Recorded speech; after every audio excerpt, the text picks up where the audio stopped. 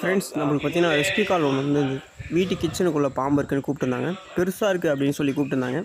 நானும் பார்த்தீங்கன்னா உடனே ஸ்பாட்டுக்கு போயிருந்தேன். ஸ்பாட்டுக்கு போனால் பார்த்தீங்கன்னா அந்த கிச்சனுக்கு கீழே அந்த கேஸ்லாம் வைப்பாங்கள்ல, அது கீழே இருந்தது. இது என்ன பாம்புனா இந்தியன் ரேட் ஸ்னேக்.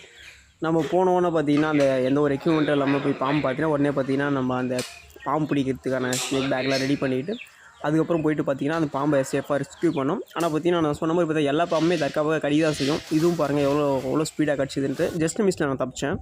செம்ம ஃபாஸ்ட்டாக இருக்கும். ஆனால் பார்த்தீங்கன்னா இது வந்து நான் ஸ்னேக்ஸ். ஒரு வழியாக பார்த்தீங்கன்னா அந்த பாம்பை சேஃபாக ரெஸ்க்யூ பண்ணி எஸ்டிமேட் பார்த்தீங்கன்னா அது ஏற்றத்தில் ரிலீஸ் பண்ணிட்டு வந்துட்டேன். ஃப்ரெண்ட்ஸ், உங்கள் வீட்டுக்குள்ளே பாம்புங்க எதனா வந்துட்டால் உங்கள் நியர்பை இருக்க ஃபாரஸ்ட் மேன் கால் பண்ணுங்கள். அவங்க வந்து உங்கள் வீட்டுக்குள்ள பாம்பை பிடிச்சி எஸ்டிமேட் பார்த்தீங்கன்னா அதுக்கேற்ற இதில் ரிலீஸ் பண்ணுறாங்க.